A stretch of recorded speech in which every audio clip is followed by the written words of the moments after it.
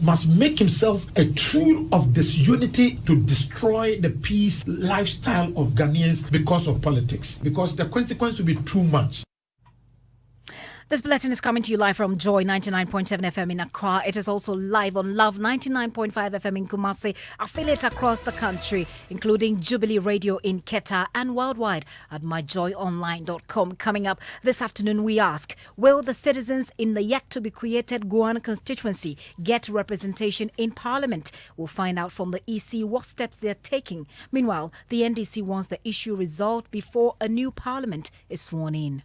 The SAP, whatever it is that is legally permissible, must be done so we can have an election in the Guan constituency before the 7th day of January.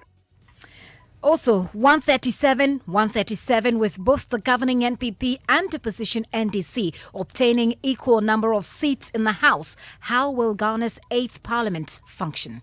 Possibly okay in terms of the debate. There could also be unholy alliance. I foresee some serious gridlock if the two parties are not able to resolve differences.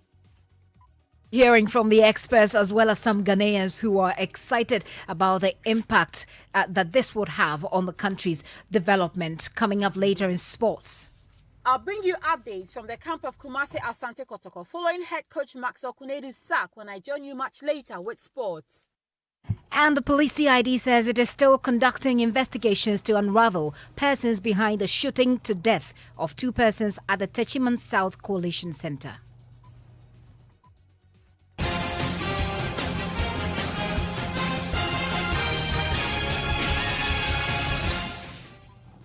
We'll bring you details of the news conference being addressed by Director General COP Isaac Ken Yeboah. This is your election headquarters in association with Petrosol, clean fuel in full quantity, Cowbell Coffee, taste it, love it, Markdown Shipping and Logistics Limited, your total logistics partner, and Pad Eva Limited, your home of modern furniture, DDP Outdoor Limited, serving great brands of Festiva, adding flavors to your life. With 3-year lotteries, star 787 hash, Ghana's premier and biggest jackpot lottery, and Hepa Plus mixture for your general well-being. My name is Gifty Ando Apia. The news now in detail. There are lingering questions as to whether or not the people in the yet-to-be-created Guan constituency in the Oti region will have representation in the 8th Parliament. On the 6th December, a day before election, the Electoral Commission released a statement noting that the citizens within that enclave will vote only in the presidential election, pending the creation of a new constituency for them. Weeks after the election, the Electoral Commission has yet to come out with modalities spelling out how the people in that constituency will be represented in Parliament. We'll speak shortly to a private legal practitioner, Martin Pebu, on the constitutional issues that have been raised. But first, my colleague Kwekwa Sante joins me in the studio with a copy of the Electoral Commission's statement they issued on the 6th of December by way of refreshment. And Kwekwa Sante, what does the statement say? Right, so on the 6th December, the statement is titled Conduct of Presidential and Parliamentary Elections in the Buem Constituency.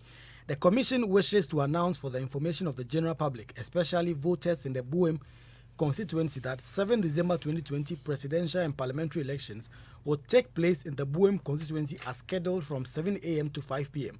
However, as a result of the creation of the Guan District Local Government Instrument 2020 and pending the creation of the Guan constituency, eligible voters in the Guan district will vote only in the presidential election, but not in the parliamentary election in the Buem constituency. Voters in the Guan district are to take note of this directive from the Electoral Commission. So this was the statement that the EC published 6 December 2020. Kweku, thank you very much. Now, I'm joined on the line by Martin Pebu, who is a constitutional lawyer. He will help us understand the constitutional dynamics of this issue. But we don't have Martin Pebu at the moment. We'll try and raise him on the line. We'll be finding out from him how, from his perspective, the Electoral Commission can resolve this issue and whether or not it is possible to do that before the 8th Parliament is sworn in. Indeed, some people have said that this is impeachable action. We'll find out whether this also sits well within the constitutional purview. Well, the NDC and the NPP have all been speaking to this issue. According to a member of the legal team, Godwin Eduji Tamaklo, the Electoral Commission must either create the new constituency to allow them to vote to be part of the existing constituency as an option available.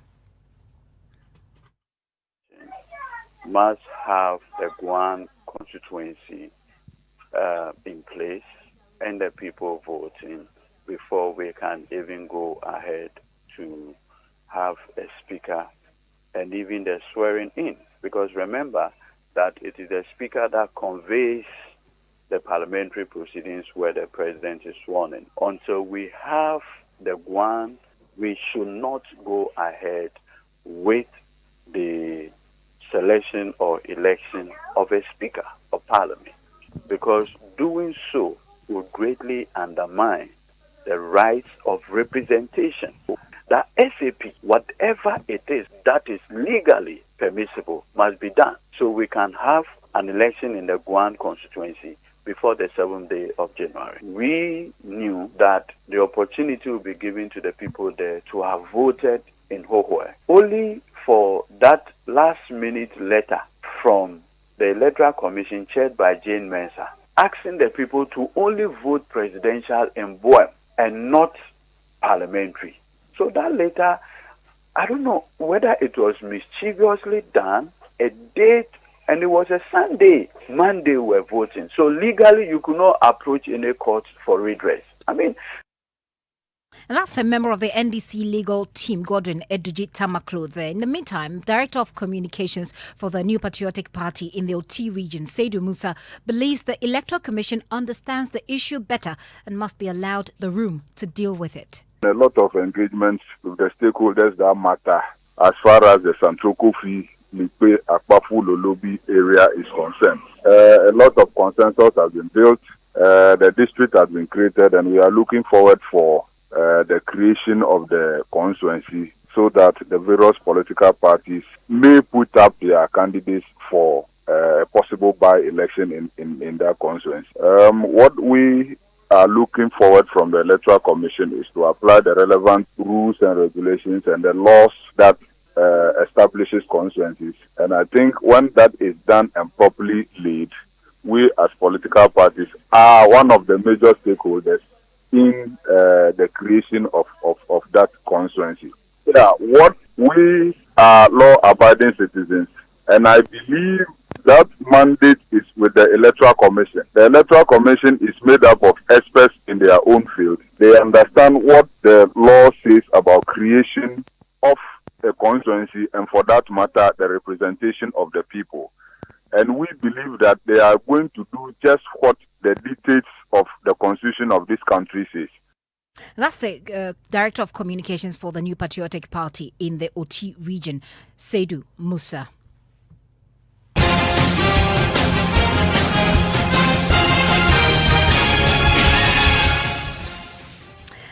Now, governance experts say the 8th Parliament will be characterized by protracted debates and unholy alliances, among others.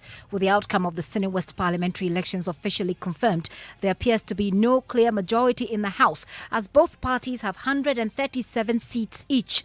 There will be one independent MP who has indicated he will vote with the NPP. Already, the battle in this near-hung Parliament has begun with the NDC, which is pushing for recollation of results in the Techiman South, warning it will be the only way that the NPP side can get their support in the next Parliament. Listen to Minority Leader Haruna Idrisu.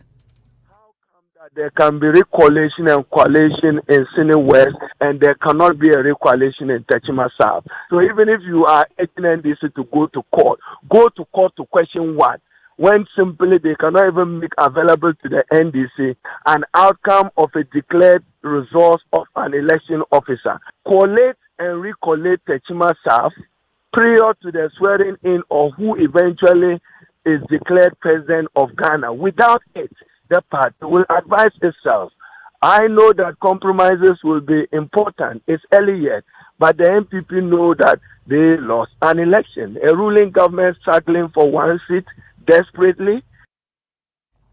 That's Haruna Idrisu there. So, with both the governing NPP and the opposition NDC obtaining equal number of seats in the House, is that considered a hung parliament? Legal practitioner Martin Pebu does not believe the 8th parliament can be considered as such. Now, the classical definition of a hung parliament is not what we have in Ghana. You see, the hung parliament in the UK, the Westminster system, arises when the majority in parliament, they have the right to nominate a prime minister, have the prime minister position. But ours, we have a mix, a hybrid system. We're operating the Westminster and the presidential system. So you know that we vote for our president separately. We don't have a prime minister. So the issue of hung parliament classically doesn't apply. Okay? But to the extent that the work in parliament also depends on votes of majority and minority, then in that extent, well, we can use the term hung parliament loosely. That's Martin Pebu, who is a private legal practitioner. So, how will Ghana's 8th parliament function? Executive Director of the Africa Centre for Parliamentary Affairs, Dr. Rashid Rahman, is urging the two major parties, the NPP and the NDC, to settle all electoral disputes to avoid a gridlock in parliament. He spoke on the AM show earlier today. Yes, I foresee some serious gridlock if the two parties are not able to resolve the current electoral differences and the challenges that has bedeviled this country since December 7th. If we wake up and this electoral dispute is resolved, then perhaps we could say, in the interest of the two parties, in their own interests or their self-preservation, they would have to look at the interests of all of us and find ways of compromising and dialoguing.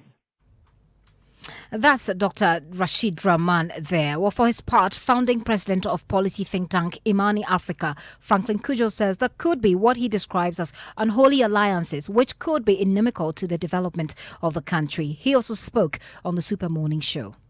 Apart from what might possibly occur in terms of the debate, there could also be unholy alliances.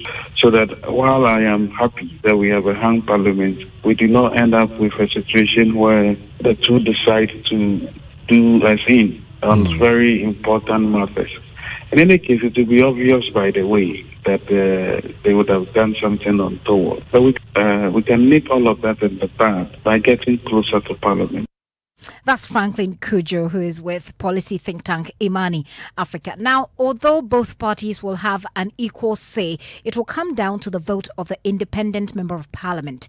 Well, callers into the Super Morning Show today welcome the idea of a near-hung parliament, but they're urging the independent MP, Andrew Isiamwamwako, to not to declare for any side. Listen. I think we are all seeing it as a good thing, because when it's balanced, we know there will be few things that will be debated in Parliament as well. But you know, the bigger evil is that when there is a policy and then they are not able to come to a conclusive decision or a pinpoint conclusion, it would derail development. I would have been happy if the independent candidate would have remained still independent. Yeah, to me, I feel like he has cheated himself.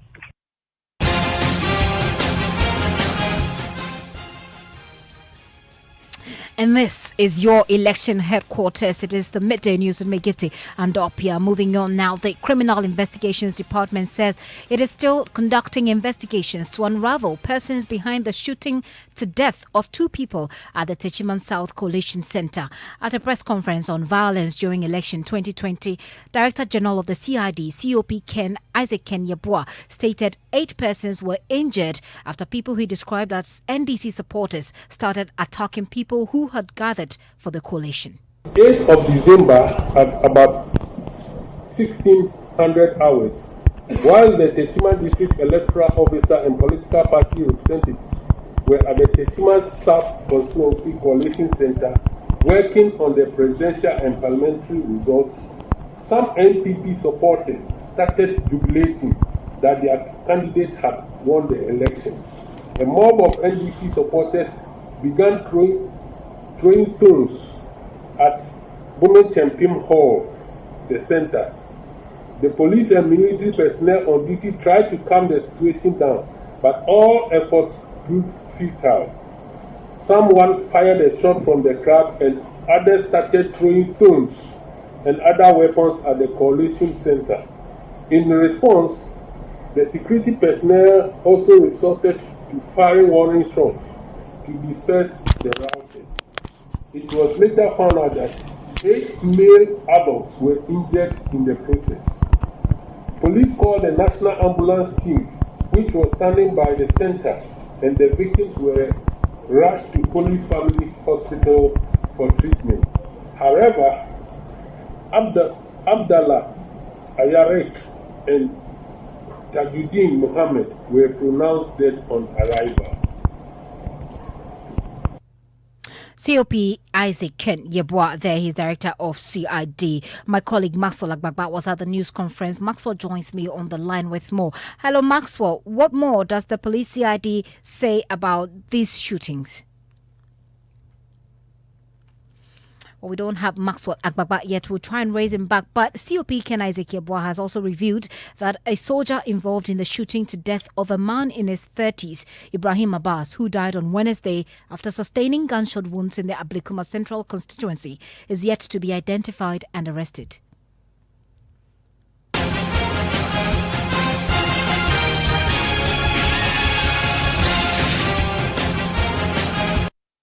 On the 8th of December, about 45 hours, a shooting incident occurred at the entrance of Odoko Police Station, which is also a coalition center of Ablikuma Central constituency. Enquiries from the police around indicated that a certain UEC official sent a pink sheet outside after entering the coalition center. The mob, on seeing him with a pink sheet, started beating him, and the security personnel who were present rescued the victim and decided to drive the mob away from the coalition center and to close the main gate. The mob became incensed and started throwing stones at everyone at the center, including security personnel. The security personnel confronted them and started giving warning shots to scare them. Later, it was found out that 2 of the people had been hit by stray bullets and got injured. The 2 persons were rushed to the teaching hospital. Apologies for that sound there. We'll bring you a better one subsequently. But we also know that the CID Director General has been speaking about a fake lawyer who has been arrested for representing some suspects in the Western Togoland case since September. We can listen to COP Isaac Ken Yeboah. The Sesame Group case, which is pending before court, and a gentleman, Dennis Seyram Benson, who has been parading himself as a lawyer for some of the accused persons, was yesterday arrested at the Kaneshie District Court when he appeared for his client. Prior to his arrest yesterday, he had even gone to the extent of asking for bail for some of his clients, and yesterday he was arrested because of his demeanor in court. And so it turned out that this gentleman is not a lawyer by profession, but he has been carrying himself as a lawyer, and we are still investigating him. He's 42 years old and he's presently in the custody of the police.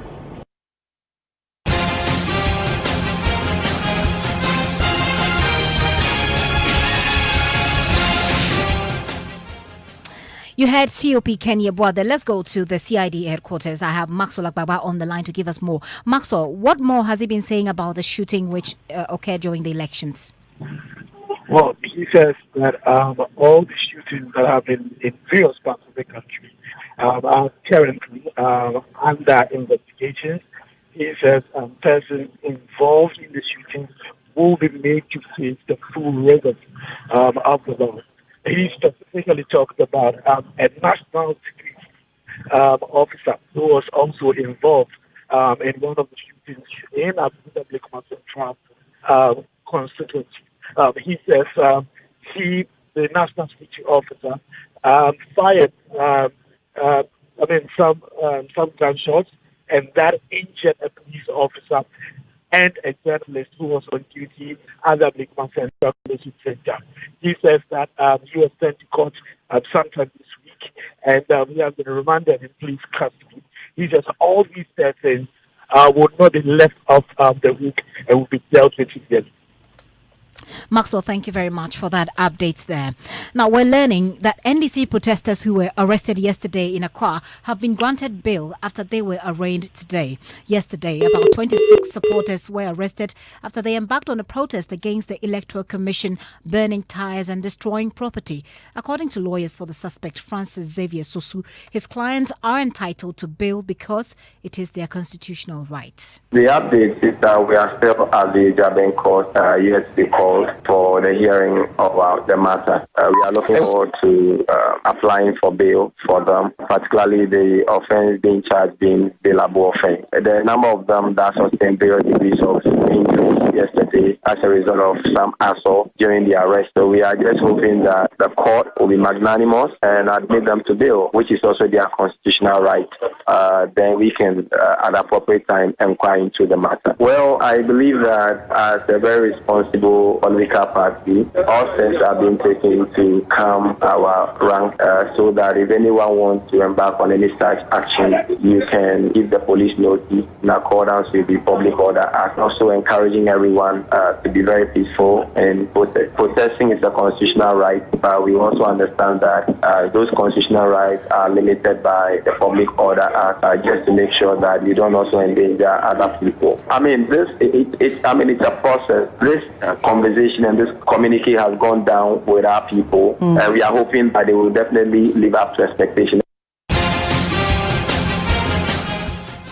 That was Francis Xavier Sosu, lawyer for the NDC protesters who were arrested yesterday. You're listening to the Midday News here on Joy 99.7 FM. We're also on Love 99.5 FM in Kumasi, affiliate across the country, including Jubilee Radio in Keta, and worldwide at myjoyonline.com. Stories done already. We've been asking, will the citizens in the yet-to-be-created Guan constituency get representation in Parliament? Stories yet to come. Some assembly members in the Asokoi Mampong Municipal Assembly in the Ashanti region alleged they were assaulted by people they call thugs in NPP party colours who stormed an assembly meeting. I'm feeling pains all over my body. Right now in my throat, I'm feeling a little bit of pains around my throat. I can remember. This Bronya dear, we're going to make every moment special. Whether it's I see you, Kipo. There's more than enough drama series to bond over. There is something to keep you. What are you doing today, man? Endlessly entertained. You won't miss the action between. Nobody will be better. Ronaldo or Messi. You know, go fit to rescue you from Auntie's questions. So you said when you dey marry now. That will give you ideas. Choose DSTV this holiday season and make it your moment for only 45 Ghana cedis per month. DSTV, it's your moment. Fellow Ghanaians, how would you want to end an eventful year? To stay home, keep safe, and still have a good time at the MTN Festival of 9 Lessons and Carols. Yes, let's climax this year with a bang as we sing and make merry at the MTN Festival of 9 Lessons and Carols. Let's have a jolly good time with the sensational MTN Viva Voices, El Dunamis Choir, MTN Hitmaker Proteges, Curl Songs, Last Mid, Adipa, and the award-winning Kwame Eugene. So, on the 18th of December at 7 p.m., make a date with us on Facebook and YouTube for an unforgettable night. Stay home, keep safe, and enjoy a night of pure bliss. We're there for you, everywhere you go.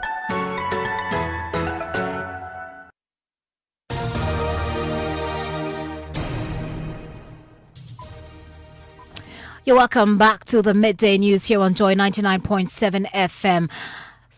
More stories for you now. Some assembly members in the Asokori Mampong Municipal Assembly are alleging to have been assaulted by people they're calling thugs in NPP party colours.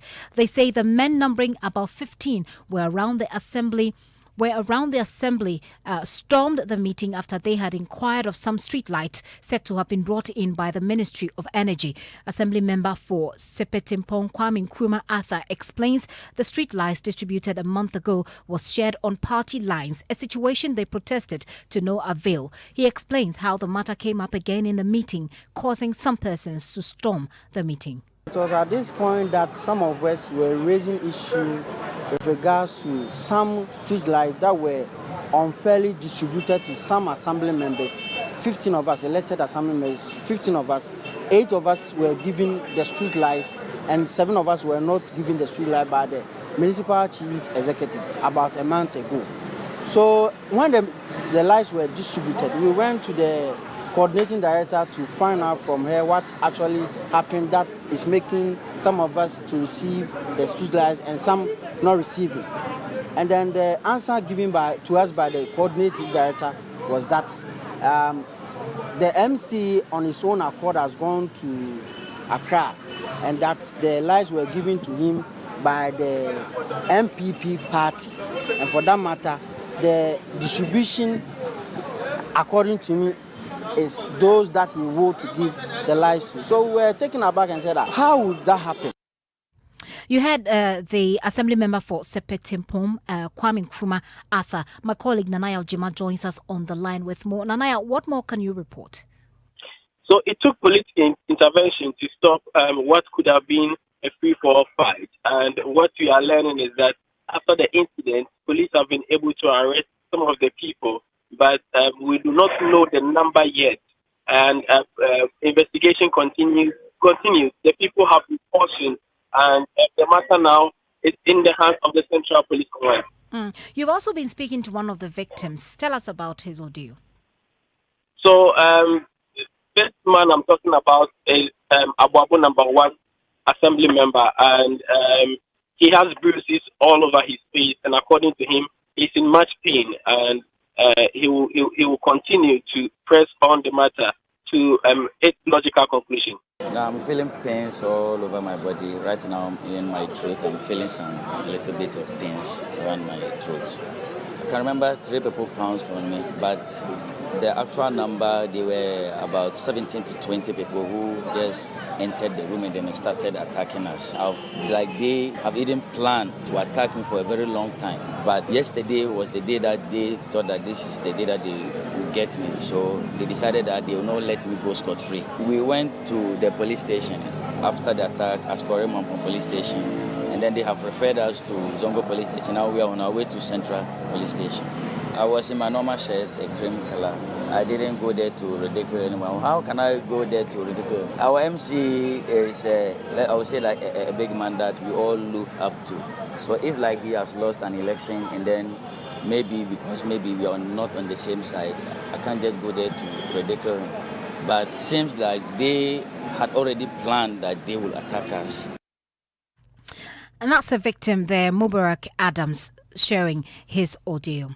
Time now for sports. Ghana Premier League giants Kumasi Asante Kotoko have terminated the contract of head coach Maxwell Konedu on the back of the club's slow start to the season. Moses Nchibinefo, who is communications director of the club, said Maxwell Konedu was not asked by the club, but instead both parties reached a mutual consensus. We've not sacked him. It's by way of mutual consent. The two body corporates have decided to part ways at this particular point in time. So it's neither a dismissal nor a sacking. We just parted ways by mutual consent. Moses Nchibinefo also hinted on the possibility of assistant coach Johnson Smith being handed the full-time job depending on how well he steers the affairs of the club. In footballing realm, all that you need is results. So once he's able to provide the needed or the desired results, what would be the sense in bringing somebody to come and take that mandate? He's given the opportunity on a stopgap basis. Based on what he puts out, that will determine our decision moving forward. Log on to myjoyonline.com/sports for more updates. You are up to date in the world of sports. I'm Baba Tando from London.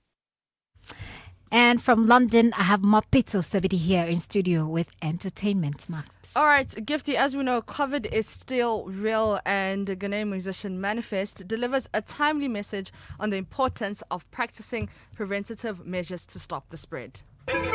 Charlie, this year, dear. Everything no be the same idea. Require one time, it's your face mask. Cause health is wealth, I hear. I know, said the waters are open, but can't be so complacent.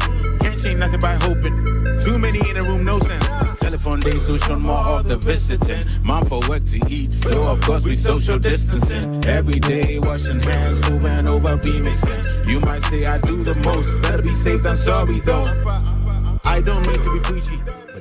Gifty, as we know, COVID is still real, and Manifest is urging us to wear masks, wash your hands with water and soap, and also sanitize, and remember to practice social distancing. And I want Manifest to collaborate with the Ghana Medical Association. They're running a campaign they're saying they want to have Christmas in peace. Yeah. So please, let's all be aware of COVID-19. Maps, thank you very much. And that's it, Mapito Sebidi with entertainment. That's it, our top story this hour. Police CID says it is still conducting investigations into to unravel persons behind the shooting to death of 2 people at the Techiman South Collation Center. My name is Gifty Ando Apia. There is more news at myjoyonline.com if you do log on. I'll leave you with Reverend Dr. Otabel.